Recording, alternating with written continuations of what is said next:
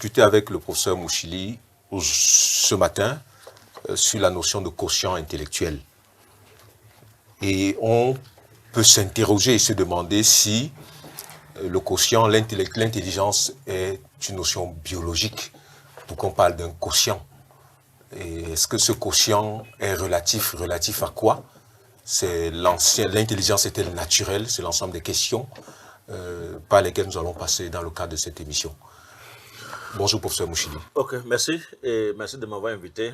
Bonjour à vos téléspectateurs. Je voudrais dire que lorsqu'on parle d'intelligence, il existe des conditions matérielles sans lesquelles il est impossible que l'intelligence se manifeste. Oui.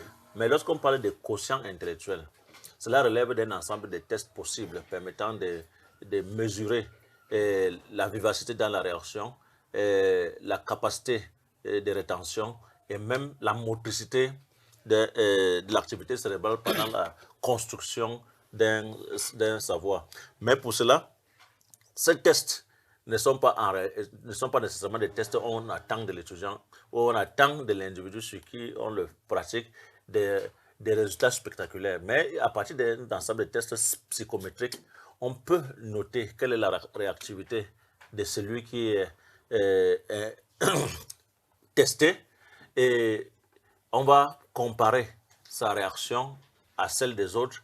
On pourra savoir si il est plus disposé en fonction de son éducation à rendre compte de ce qu'il perçoit dans la société, à développer une autre perception et même à construire des schémas totalement autres que ce qui demeure dans l'ordinaire. Donc, c'est davantage une capacité qu'un état d'être. Et cette capacité peut soit progresser, soit régresser, selon qu'on est disposé à travailler ou à ne pas travailler, ou alors selon qu'on n'est pas cognitivement affecté par une quelconque maladie qui pourrait retarder la fonctionnalité de l'intelligence qui se produit à partir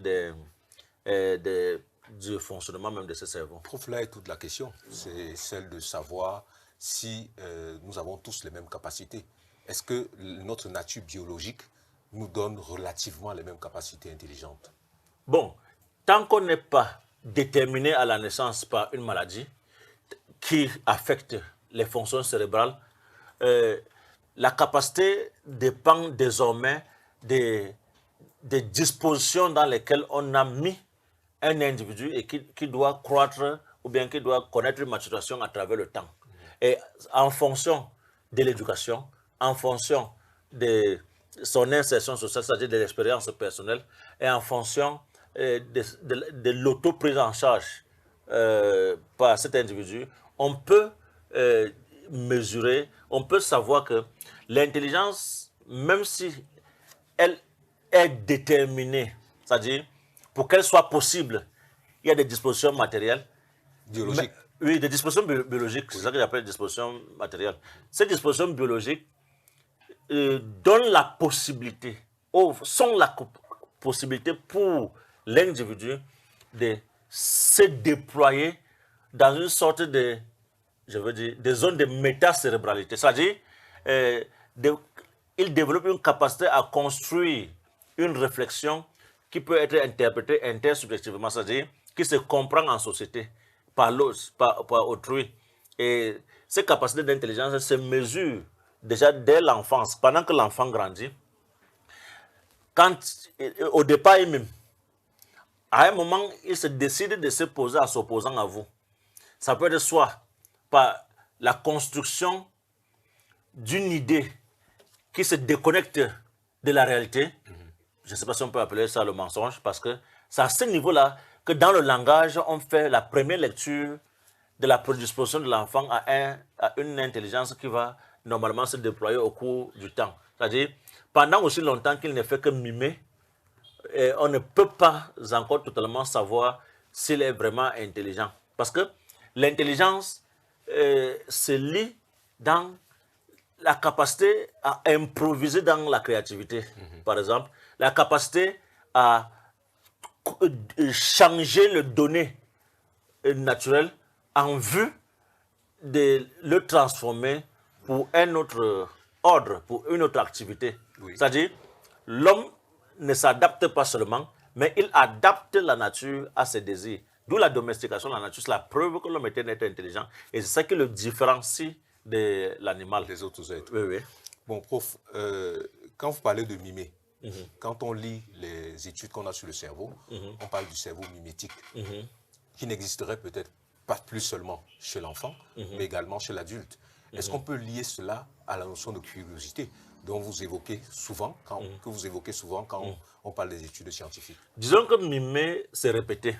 Oui. Or, l'intelligence, on veut voir surtout dans l'intelligence la créativité.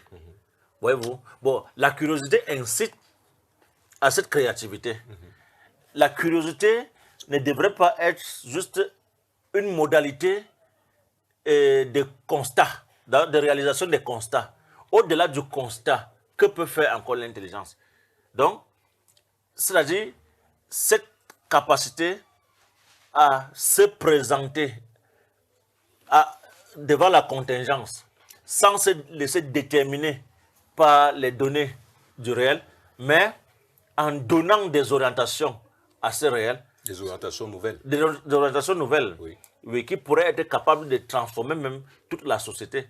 Voyez-vous, n'est que lorsque l'homme a réussi à se construire comme un être civilisé, qu'on a pensé, qu'on a observé la réalité de cette intelligence qui se déploie dans son historicité. C'est-à-dire, l'homme est un être historique parce qu'il est capable de penser qu'il est déterminé par le temps, c'est-à-dire la temporalité.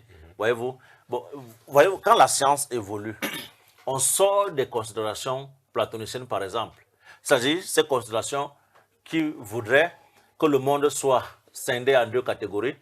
Le monde intelligible, qui est celui des idées, et le monde sensible, sensible qui est celui de la temporalité et de la génération. Mais quand la science évolue à travers le temps, on va voir qu'avec Newton, on réalise un seul monde. Il n'existe plus deux mondes. Il n'existe plus deux étages dans la compréhension du monde. Mais le monde est unique et les travaux sur la neurobiologie vont nous déterminer à comprendre que c'est Newton qui a eu raison de penser l'unicité du monde. Et à partir de là, il n'y a pas moyen d'établir une entité ontologique de l'humain qui relèverait d'une autre sphère que de ce qui peut être constaté à partir de la physique, de la chimie ou de la biologie.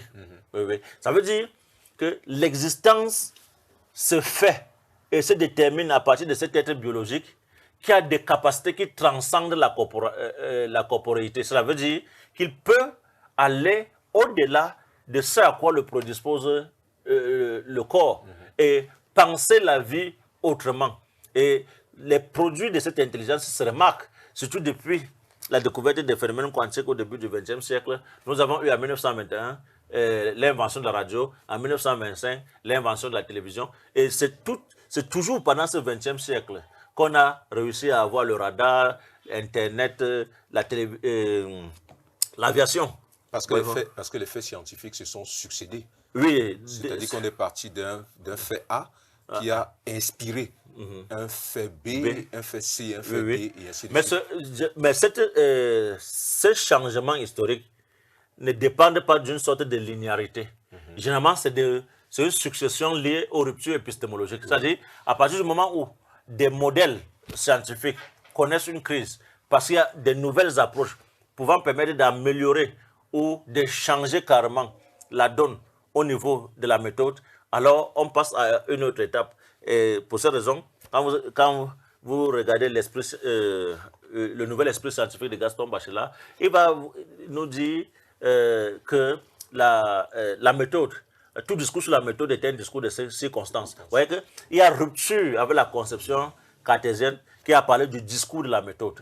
Le discours de la méthode, c'est vrai qu'il dit que cette méthode, ça langage, et il n'oblige personne à suivre cela, mais la formulation logique de ce sujet est tel qu'on pourrait croire que Descartes invente la méthode qui pourrait être la seule tout le temps. On peut, pour nos étudiants, on peut également évoquer les modalités du raisonnement chez Aristote. Oui, oui. C'est-à-dire, ce raisonnement formaliste qui réduit la connaissance à un raisonnement logique qui n'a aucune implication physique, alors que même que Aristote était physicien. Mais ce qu'on remarque chez Aristote, c'est que Aristote faisait une physique, mais n'était pas toujours d'accord, n'acceptait pas toujours qu'on fasse un rapport entre ce qu'il dit théoriquement et la factualité. Au point où ce n'est que quand il était souvent très acculé par les observateurs qu'il acceptait quelquefois, pas nécessairement tout le temps, donc quelquefois que ce qu'il a dit théoriquement puisse être mesuré à la réalité. Vous voyez de quelle manière Aristote de Samos a été banni de la société parce qu'on considérait que ce qu'il a dit était relevé de blasphème. C'est-à-dire pourquoi Aristote de Samos, avant la naissance, plusieurs siècles avant la naissance de Jésus, pensait déjà que c'est plutôt la terre qui tourne autour du soleil. Or, Aristote a dit non, ce n'est pas possible. Et comme lui, il avait cette capacité assez popularisée, on a mis, il était plus écouté que Aristote de Samos. Et ouais, dans un contexte où le cerveau est exposé à la facilité, ce cerveau est plus attiré par la facilité que par ce qui va l'amener à échafauder des grandes théories pour être capable de comprendre le monde.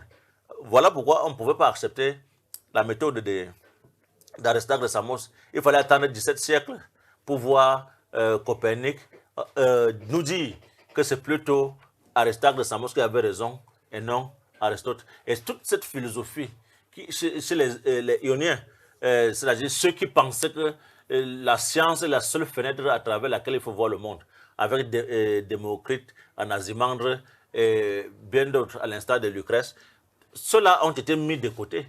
Et la civilisation chrétienne avec le Moyen-Âge a répandu la méthode aristotélicienne et il a été difficile de sortir de cette méthode aristotélicienne. Et jusqu'ici, nous sommes encore liés à cette pesanteur. Oui, qui est porté par l'aristotélisme, oui. Avec le principe, le principe de la causalité comme le principe pouvant régler la connaissance que nous devons avoir du monde. Oui. Prof, allons directement sur la notion de quotient. Le quotient intellectuel. Pourquoi avons-nous, après cette introduction, pourquoi avons-nous besoin de calculer, de mesurer le quotient intellectuel d'un individu? Il faut toujours en avoir besoin. Parce que nous sommes dans des États organisés. Et les États organisés ont toujours des projets d'homme idéal. Et pour atteindre cet idéal, je crois bien qu'il faut nécessairement penser la capacité qu'a la ressource humaine à atteindre cet idéal. Bon, parce que il est possible d'avoir des paresseux comme membres de la société et penser des développements, ou bien des médiocres, penser un développement qui ne va jamais se faire. Alors, la société s'organise de façon à ce que la logique d'existence consiste en un travail continu en vue de la construction permanente d'une intelligence qui doit croître selon qu'on connaît une maturation par rapport à ce à quoi on est exposé comme apprentissage ou alors comme volonté de s'établir comme un être qui transforme la société. Maintenant, qu'est-ce que le quotient intellectuel? Le quotient intellectuel, c'est le résultat que l'on obtient. Après, c'est un ensemble de tests psychométriques qui donnent lieu à percevoir en un individu la vivacité dans la réaction, par exemple, la capacité de conception et la capacité d'exprimer. Voyez-vous, il y a cette fonction intégrative, la fonction motrice, et il y a la fonction de rétention, c'est-à-dire la capacité pour un individu de se construire une mémoire. Et cela permet, lors de ce test, d'avoir au moins une idée ou alors une mesure par rapport à celui là qui va être jeté dans la société et se découvrir maintenant, non pas comme déjà intelligent, mais potentiellement intelligent, devant pouvoir trouver, pour réaliser cette intelligence, une articulation nécessaire entre volonté, liberté et raison. C'est-à-dire, comment, à partir d'une application de la rationalité, trouver des types de fabrication de la connaissance pouvant permettre la révolution sociale. Nous ne connaissons de développement ou de révolution sociale que parce que nous sommes des êtres intelligents. C'est ce qui ne va pas arriver dans la jungle. La jungle sera toujours un milieu de prédation par excellence. Et du coup, on peut comprendre que l'intelligence est orientée. Oui, orientée, et quand je dis orientée, je veux aussi dire que on n'a peut-être pas exploré tous les types d'intelligence. J'en veux pour preuve une étude de Howard Gardner, les intelligences multiples. Il pense qu'il y a 8 types d'intelligence. On ne peut pas les compter totalement. Il pense qu'il y a une intelligence musicale, par exemple. On ne peut pas résumer un individu avec seulement une intelligence musicale, mais est-ce que, et c'est ça la question, le fait de vouloir concentrer l'intelligence dans des domaines précis par rapport à un type de progrès précis ne vient pas occulter d'autres dimensions sur lesquelles l'intelligence pourrait opérer? Moi, je me dis que l'existence se déploie au sein d'un ensemble de faits contingents. Et pour cela, je peux situer l'intelligence musicale, l'intelligence livresque, toutes ces formes d'intelligence, n'est-ce pas, dans ce qu'on a... les formes d'activité peuvent être des éléments contingents. Et nous pouvons choisir entre ces éléments pour nous déployer dans la société. Bon, ça signifie tout simplement que le milieu qui a nécessairement un impact sur notre développement moteur et intellectuel ou cognitif ne peut pas être absent lorsqu'on veut évaluer l'intelligence. Ça signifie que vous ne pouvez pas vivre dans le désert et avoir pour premier rêve être champion du monde de la natation. Oui. C'est parce que le milieu vous y prépare. C'est vrai aussi que celui qui est né dans le désert peut être formé à la natation. Ça ne signifie pas que celui qui est né dans le désert ne peut jamais être champion du monde de la natation. Oui. Mais je dis, quand vous vivez dans le désert, votre environnement, votre condition par rapport à un type d'intelligence que vous devez avoir. Mais ce conditionnement n'est pas déterministe. Voyez, c'est-à-dire, il y a ce qu'on appelle dans l'activité cérébrale le phénomène de la plasticité, le phénomène de plasticité. Cette plasticité est la réactivité qu'on peut noter dans le cerveau et qui permettrait que, en fonction des milieux, on développe une intelligence adaptée à ces milieux et pouvant permettre de continuer à survivre. Ça veut dire que l'homme n'est pas comme le poisson qui ne survivrait pas hors de l'eau.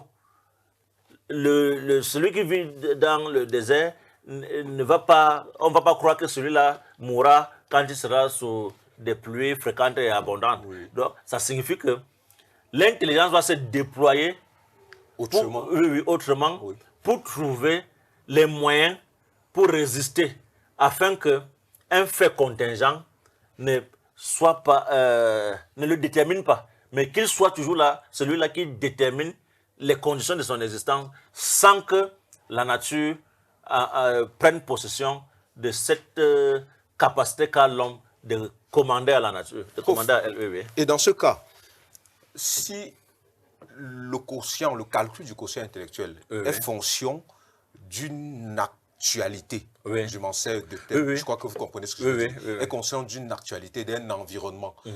Est-ce que le calcul ne peut pas être faux chez un enfant surdoué, par exemple, c'est-à-dire qui serait au-dessus de la factualité? Quand même on ne serait pas surdoué, il y a que ces mesures ont des résultats qui se donnent en termes statistiques. ou probabiliste. Ça veut dire que le quotient intellectuel n'établit pas à l'échelle d'une probabilité égale à l'unité la mesure de l'intelligence. Oui. Ça veut dire que quand on fait cette mesure, c'est pour voir que l'individu est potentiellement capable de réaliser tel ou tel. Donc, ce sont les capacités qu'on mesure. Ce ne sont pas des projets qui établissent ce que vous aurez fait parce que votre quotient intellectuel est élevé. Encore faut-il le faire. C'est-à-dire, il faut user de sa capacité à entreprendre, de réaliser pour rendre factuelle la mesure théorique qui a été faite auparavant à partir, par exemple, d'un test psychométrique. Voyez-vous? Donc, ce n'est pas une donnée, il s'agit d'une construction permanente. Oui. Voyez-vous? Et cette construction, parce que le cerveau, elle est une instance qui, lorsqu'elle n'est pas attaquée par certaines maladies, peut rester jeune, quel que soit votre âge.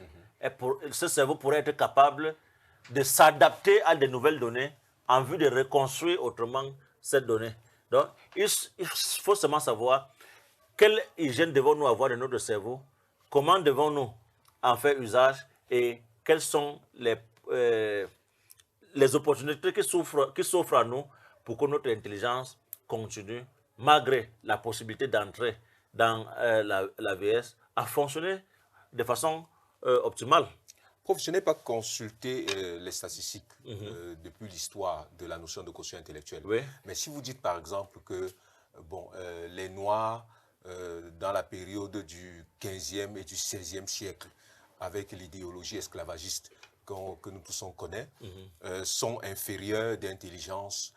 Quand on calcule les statistiques, on se rend compte qu'ils sont en deçà d'un certain nombre. Est-ce que ce calcul ne peut pas stigmatiser et du coup donner l'impression à celui qui est sujet à ces statistiques-là qu'il ne peut pas faire certaines choses?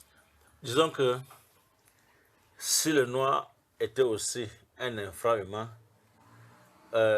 l'Empire du Mali n'aurait pas pu être la première puissance économique entre le 13e et le 15e siècle. L'Égypte antique n'aurait pas pu être désignée en termes de miracles avec tout ce qu'on a pu y voir. Disons tout simplement qu'au 15e siècle, il y a eu un débat sur l'humanité du noir. Parce que l'esclavage n'a pas commencé comme ceci. C'est sous le pape Nicolas V qui a signé le 8 janvier 1454 une bulle instituant l'esclavage. Voyez-vous? Parce que la question c'était, est-ce que les Noirs peuvent-ils être évangélisés? Bon, pour qu'ils soient évangélisés, il faut déjà qu'on sache qu'ils sont même des humains. Oui. Ce débat a eu cours dans l'église catholique romaine. Et si l'esclavage a eu lieu, c'est parce qu'on a voulu penser que les Noirs étaient des infra-humains. Bon, mais au jour d'aujourd'hui, je ne sais pas dans quel domaine, on ne trouve pas les Noirs. Oui. Et l'intelligence, comme je vous l'ai toujours dit, on l'incite à se déployer face ou dans le vécu de la contingence. Comment elle peut ne pas se déployer justement parce qu'elle se sent stigmatisée? Et c'est ça ma question. Oui, il y a des frustrations qui pourraient nous amener à perdre la haute idée que nous devons avoir de nous-mêmes. Oui, oui. Mais ce n'est pas parce qu'on a perdu cela qu'on n'en a pas le potentiel.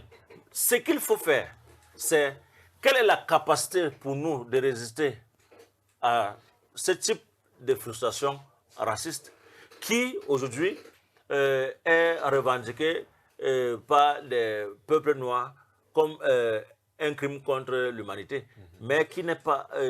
cette façon d'aborder l'esclavage n'a pas encore été acceptée par les acteurs et les auteurs de l'esclavagisme. Bon, mais on sait quand même que des générations de Noirs, si ça veut durer 400 ans, ça veut dire que des générations de Noirs ont été sacrifiées.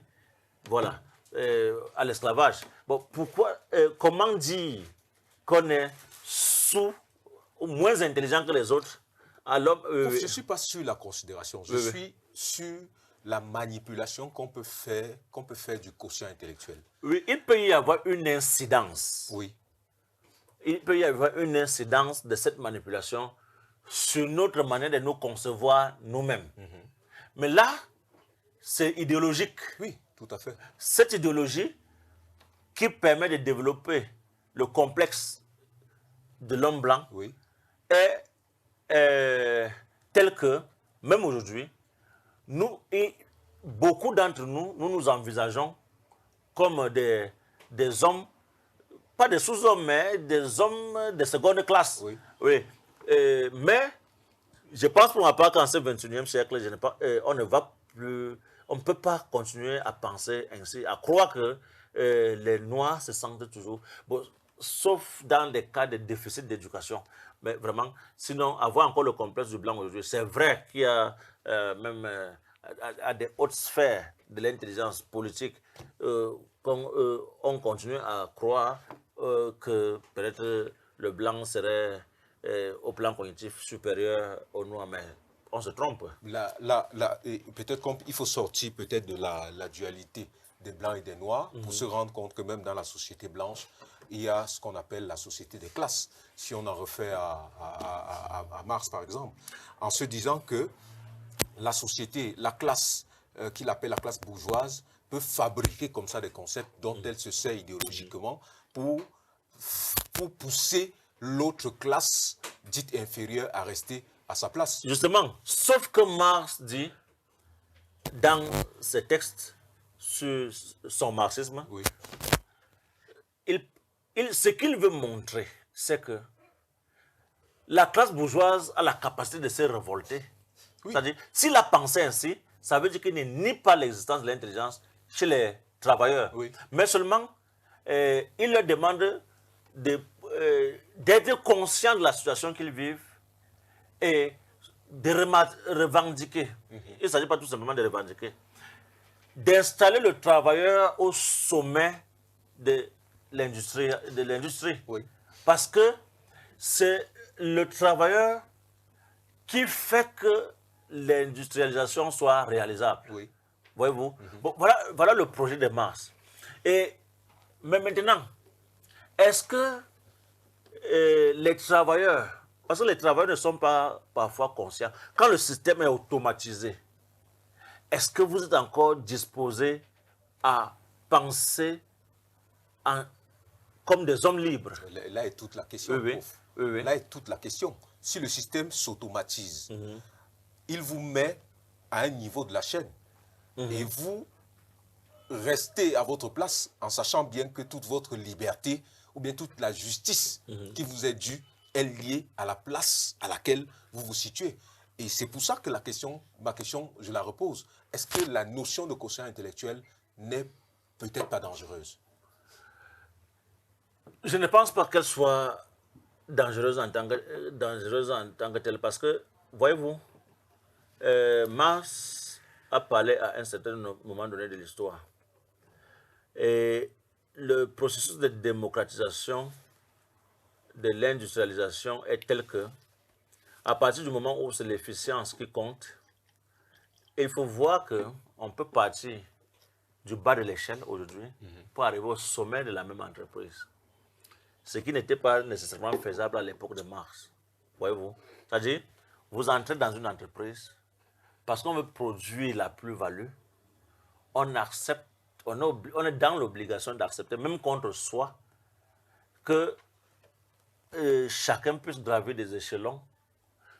Si ça optimise la production et la rentabilité, c'est sur cela qu'on compte. C'est-à-dire, cette forme d'utilisation du travailleur a été modifiée au nom de la compétition qui existe désormais entre les entreprises.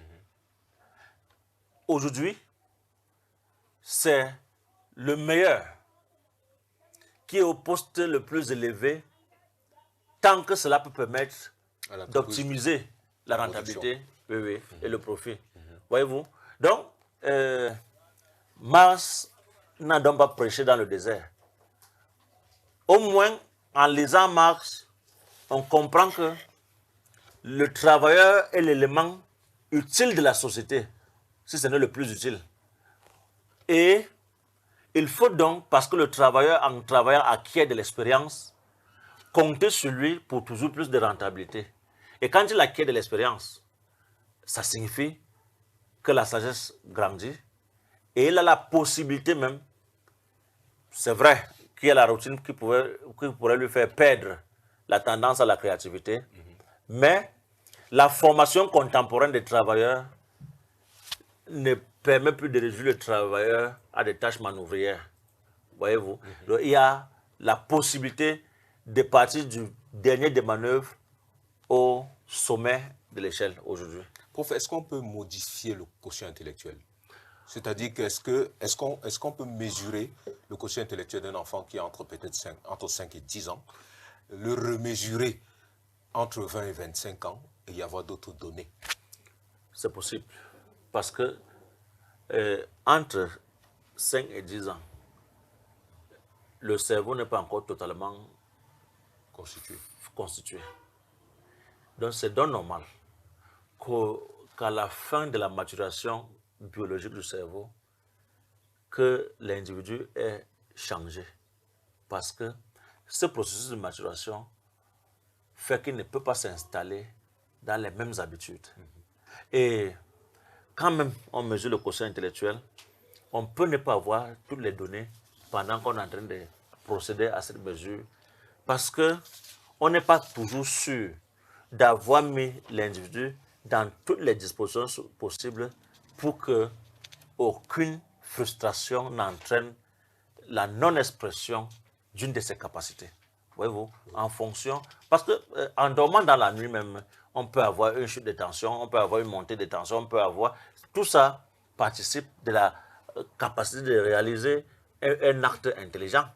Voyez-vous? Donc, il faut prendre ça toujours. Est-ce qu'on est sûr que la mesure du quotient intellectuel à un moment donné a pris en charge toutes les données holistiques qui constituent le sujet? Et même, si on restait même au niveau uniquement du système nerveux ou bien cérébral, est-ce qu'on est sûr qu'il n'y a pas de période pendant lesquelles, en fonction de la température, en fonction du contexte social, en fonction du niveau de pollution même qu'on vit, que des éléments qu'on voudrait percevoir ne surgissent pas automatiquement ou surgissent de façon amoindrie parce que le contexte ne permet pas de créer, de mettre à son compte tous les paramètres pouvant obtenir le résultat le plus crédible possible. Oui, oui. Du coup, il faut relativiser. Il faut relativiser. Il faut toujours relativiser. Mais toujours est-il que ce test nous donne des proportions qu'il faut considérer. Oui, oui. C'est vraiment utile. C'est vraiment utile parce que ça permet aussi de prendre en charge très rapidement certaines maladies dont peut être victime un individu. Oui, oui. Et du coup, on peut guérir sur la dimension biologique, le rendre au même niveau que les autres individus, oui, oui. Et ensuite stimuler. Est-ce qu'on peut stimuler l'intelligence? La formation à l'école est déjà un processus de stimulation de cette oui. Puisque on va à l'école pour sortir de ce qu'on est et devenir autre chose. Oui, oui. Donc, en tant que puissance d'adaptation, l'intelligence nous permet ainsi de nous donner notre marque particulière au monde dans lequel nous vivons. Oui, oui, c'est ça. Parce que il faudrait toujours constater entre les hommes cette différence permanente. Et c'est même au nom de la différence qu'on parle d'intelligence à ce terme, parce que celui qui est différent de vous et constitue pour vous un modèle est déjà constitue déjà une influence sur votre façon de penser la vie.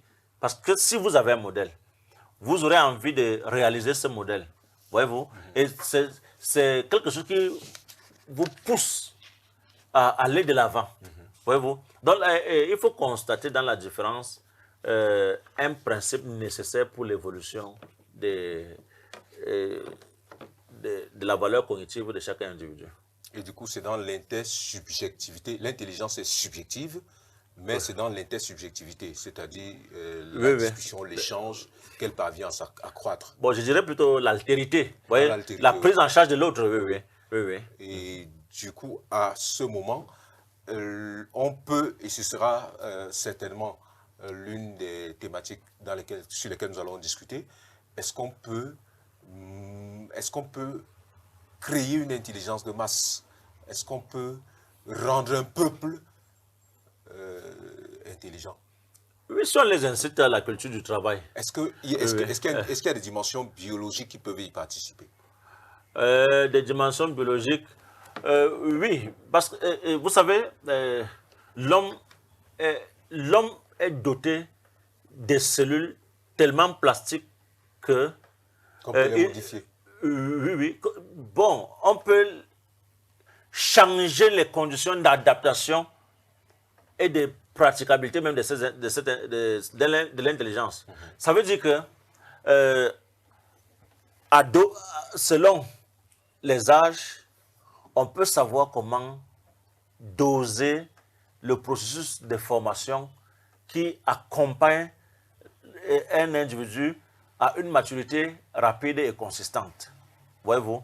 Tout dépend du projet éducatif qu'on installe dans la société. Prof, et la capacité pour ce projet d'éducation à prendre en charge l'ensemble de la population.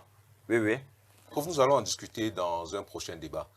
Mais avant, et pour sortir, parce qu'il nous reste quelques minutes, nous constatons autour de nous qu'il y a des gens qui considèrent l'intelligence comme une donnée raciale, ethnique ou tribale. Ils considèrent parfois, on ne le dit pas souvent, mais il y a des gens qui considèrent que les personnes de telle couleur sont plus intelligentes. Il y a des gens qui font des échiquiers de croisement en fonction du résultat qu'ils recherchent. Qu'est-ce que leur dites-vous? Que les existentialistes, à l'instar de Jean-Paul Sartre, ont résolu le problème. L'existence précède l'essence. Il n'y a pas un peuple dont l'essence est d'être plus intelligent que l'autre peuple. Non. C'est comment nous donnons-nous à la réalité et comment faisons-nous pour en être les propriétaires et pour même imaginer cette réalité autrement. Tout cela demande de l'engagement qui se justifie à travers la volonté. Cela demande que nous soyons efficaces, dans la gestion même de notre raison, de notre capacité à apprivoiser à partir de notre intelligence la nature. Voyez-vous, cela aussi demande que nous soyons libres de choisir vers où devons-nous aller si nous voulons avoir une vie épanouie. Voyez donc que ça se résume en 3 concepts: raison, liberté, volonté. Voilà Et chez Luc Ferry, un philosophe français contemporain, il pense qu'il faut résumer l'humain en ces 3 concepts: raison, liberté, volonté. Parce que c'est à ce niveau que nous nous démarquons totalement de l'animalité, qui est notre principe constituant premier. Voyez-vous, on n'est pas... C'est vrai que cette sensibilité participe de la réalisation même de l'intelligence, mais on ne peut pas s'y arrêter, parce que au niveau de la constitution biologique même de l'homme, il y a une très grande différence entre l'homme et l'animal au niveau de la constitution du cerveau. Il y a des éléments dans le cerveau humain qui sont en plus et qu'on ne retrouverait jamais dans le cerveau animal. Un animal. Oui. Prof, est-ce que l'introduction de l'automatisation dans notre système d'industrialisation ne va pas baisser ça baisse nécessairement la gestion de ces facultés cognitives, parce que quand vous faites la même tâche tout le temps, vous n'êtes plus différent d'un automate parce que vous le faites désormais sans plus penser. Plus c'est une routine. Alors, quand vous agissez sur la base de la routine, en quoi êtes-vous différent de la machine? En rien. Voyez-vous? Donc, c'est pour ces raisons que on ne doit pas, il n'est pas de la nature humaine de rester au même endroit tout le temps. Parce qu'on va développer des réflexes qui ne sont plus de nature à révolutionner ce qu'on a à faire dans la vie, mais on sera en train de répéter les mêmes données tout le temps. Or, quand vous connaissez, quand vous avez l'occasion d'aller d'un endroit à l'autre, en fonction de ces activités, l'intelligence même se déploie davantage. Parce que rester au même endroit très longtemps, c'est plus les réflexes qui se développent Plutôt que l'intelligence. plutôt que l'intelligence. Bon, c'est vrai que les réflexes, puisque la mémoire participe de l'intelligence, on peut dire, mais c'est une échelle basique de l'intelligence. Ce n'est pas une échelle nécessairement améliorative de l'intelligence, oui, oui. Du coup, l'environnement conditionne L'environnement le conditionne, oui, développement oui. de l'intelligence. Oui, oui. Mhm. Donc, à partir de ce moment, vous pourrez conseiller à ceux qui se sédentarisent d'être quoi, nomades? Non, non, ils ne doivent pas devenir nomades. Au même endroit, il existe plusieurs espèces d'activités. Par conséquent, voyez-vous, celui qui est un intellectuel, par exemple, et qui se nourrit des livres, il ne devient pas un automate. Pourquoi? Parce que d'un livre à l'autre, on a des idées différentes. On a des aventures différentes. Oui. Voyez-vous? Oui. Parce que lire un livre, c'est faire l'expérience d'une aventure parce que à chaque livre, une imagination précise, voyez-vous, Oui. adaptée.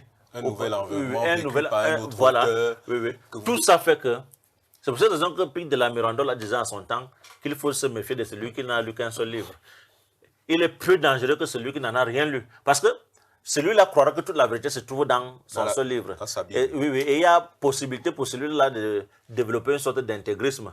Parce qu'on aura dit des choses qui n'existent pas dans son seul livre. Merci infiniment, professeur Mouchili.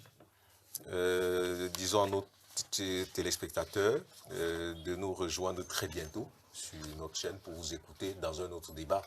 Nous allons échanger sur la capacité, sur l'augmentation des capacités cognitives. Merci de m'avoir invité et je serai toujours disponible quand vous m'aurez appelé. Merci infiniment, prof, et à très bientôt sur Africa TV. N'oubliez pas de vous abonner parce que notre Afrique doit gagner par nos combats.